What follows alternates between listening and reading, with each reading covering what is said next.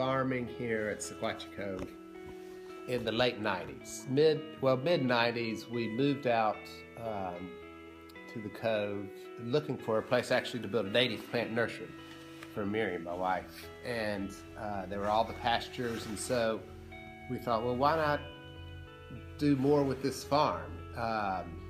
When we bought the farm, we weren't intending to, farm it.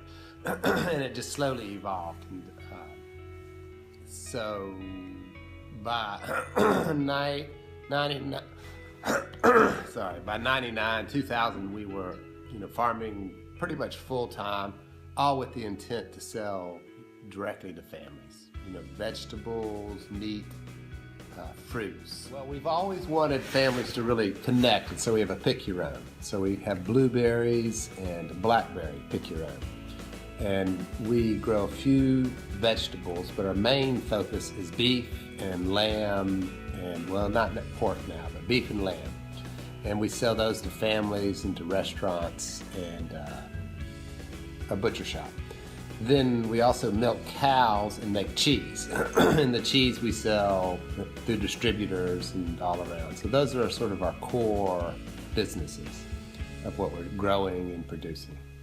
And we do some native plants still also with the Dancing Fern Nursery. So we're real diversified. We also do, the beef. The pasture has always been sort of a fundamental part of our program. So, growing grass is sort of at the core of the whole farm. I didn't talk about that a minute ago. And so the beef and the pork and the lamb, they've always been a real core part of the farm, really the beef especially.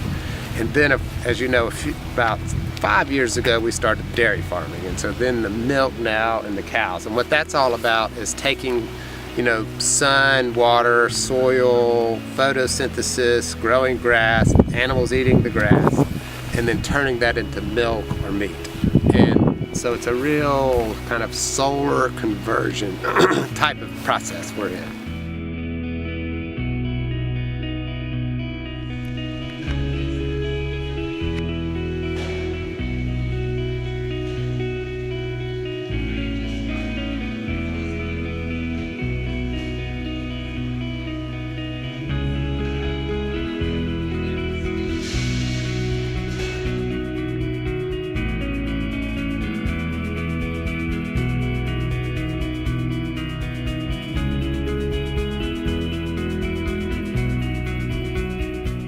Their food comes from, and so we do a pick your own, and that's always sort of been part of it. Like, well, let's grow some types of food that families will want to come pick and really participate in the whole act of, they're not growing it, but they're at least picking it and taking it home. And we've had families that come out for years to pick. Actually, David Haskell and Sarah, they used to come out, and Sarah is his wife. I don't know if y'all know her. Serious. I mean, they would get here at like 6 a.m. and get out and start picking. And so families come out year after year and pick blueberries. And then those are some blackberries. And we've experienced. Well, the challenge has always been, really connecting the food and the consumer, getting that connection, without spending too much time, energy, and focus. People want good food, but then we have to figure out how to get it to them. And the industry, as you know, has all this worked out. They can put it on a tractor trailer and get it to Kroger's or Whole Foods or wherever and put it on the shelf. And so we can't do that. We're not at that scale. So we have things like farmers markets and CSAs and emails. And that's always kind of an ongoing challenge.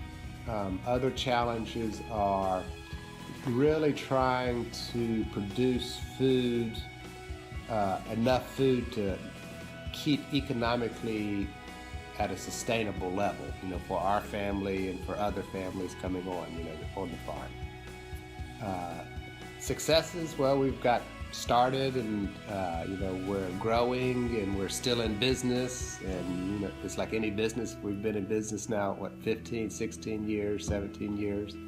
And, we're still kind of at it and still growing and still excited about it. Food movement, that's right, I remember that question.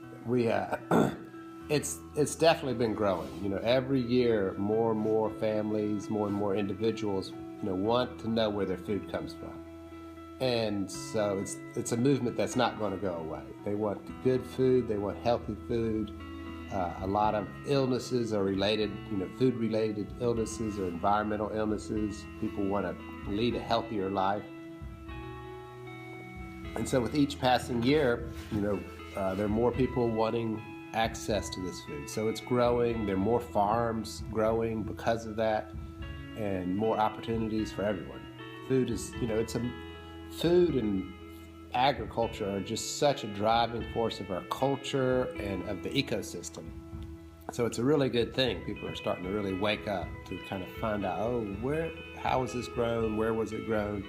What are the ecological consequences? What are the social consequences? And what are the economic consequences of this food that I'm eating? And is there things where I can improve?